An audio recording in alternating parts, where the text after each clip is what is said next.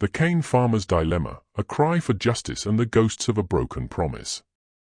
A legacy planted in blood and sweat. For over a century, cane farmers in Trinidad walked the furrows of the sugar fields with blistered hands and burning hopes. They woke before dawn, working through heat and rain, with backs bent beneath the weight of sugarcane and generations of neglect. Their lives were not just defined by poverty, they were defined by perseverance, pride, and an unshakable belief that one day, justice would come. Into this world of toil rose Basdeo Panday, a son of the soil, a lawyer, a fighter, a man who carried the cries of sugar workers into the chambers of Parliament. As President General of the All Trinidad Sugar and General Workers Trade Union, he was their voice when no one else would listen. He stood with them, marched with them, and helped them fight for more than wages. He helped them fight for dignity. From hope to heartbreak. Panday knew their pain not from policy papers, but from lived experience. He spoke often of their spiritual poverty, a haunting emptiness that came from being treated like orphans in their own country. Under his leadership, sugar workers won hard-earned victories, longer working seasons, better pay, and the courage to stand tall.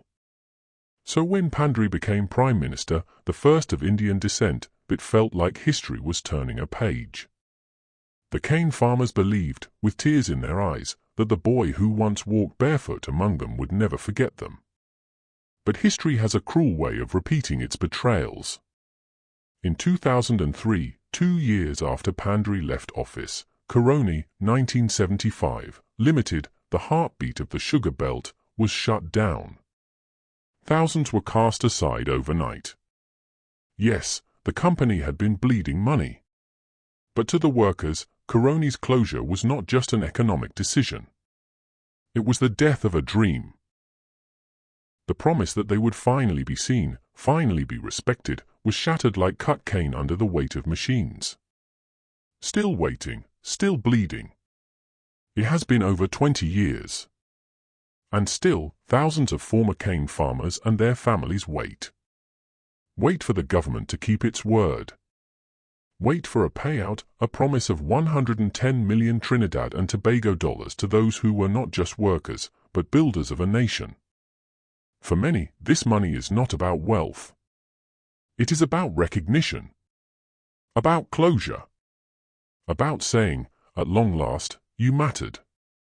Every dollar owed represents a story, a mother who fed her children with borrowed rice, a grandfather who died waiting for justice, a young man who never picked up the machete because the fields died before he could. How many more funerals must pass before this debt is paid? As one former Caroni executive put it, Caroni may be closed, but the pain is still open. The man, the myth, the mourning.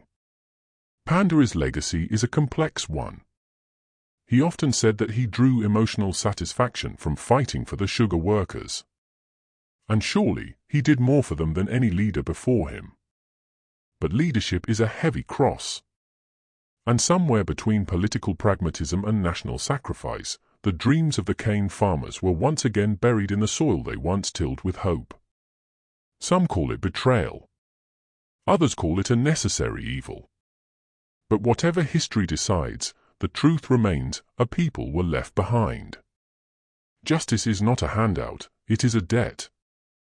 The 110 million Trinidad and Tobago dollars is not charity. It is not a gift. It is a debt owed to a people who carried this country on their backs when no one else would. This is about more than money, it is about memory. It is about ensuring that the children and grandchildren of those who work those fields know that their ancestors were not fools for believing in something better.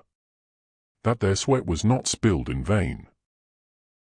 Trinidad and Tobago must decide what kind of nation it wants to be, one that forgets its most loyal citizens, or one that finds the moral courage to right the wrongs of the past.